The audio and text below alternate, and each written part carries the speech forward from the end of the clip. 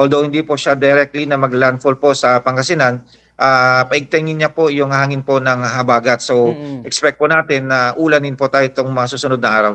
Yes po. And sir, wala naman po tayong problema sa ating pong mga gamit, mga equipment dahil of course alam po natin na talagang fully capable po ang ating pong lalawigan with this kind of scenario po, sir.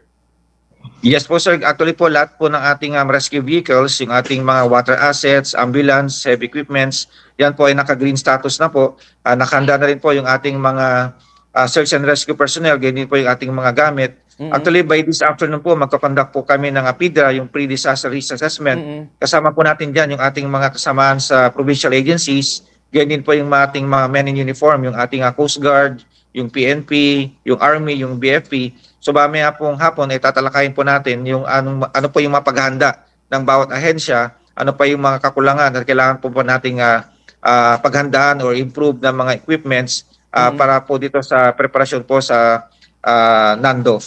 Yes. Sir, sa mga floating assets po natin, lalo po sa mga low-lying areas, and of course, alam po natin na medyo malawak po ang area po natin kasi talagang marami pong mga river system po tayo dito po sa Pangasinan. Kamusta po ito, sir?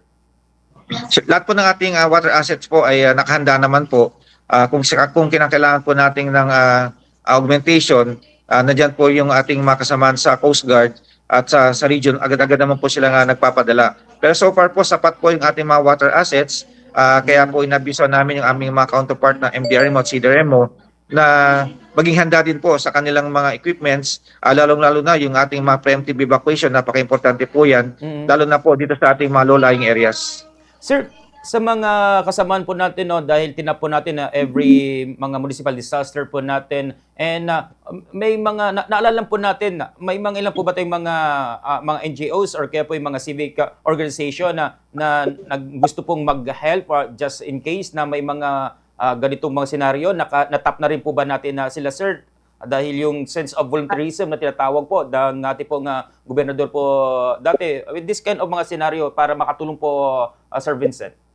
Yes po, actually po meron tayong mga volunteers po. So meron na rin po mga NGO kami nga nakausap. So tinitingnan po namin kung saang aspeto po sila pwedeng makatulong. Kasi kino-consider din po natin yung ating mga NGO, yung mga volunteer group, kung sila po ba ay may sapat na kakayahan, kung meron po ba silang sapat na training pagdating po sa search and rescue. So titingnan po namin kung saang area po sila pwede makatulong. Pwede po sila sa cleaning operation, relief operation, or sa monitoring. So lahat po ng aspeto, tinitingnan po natin, lalong-lalo na po yung ating manpower.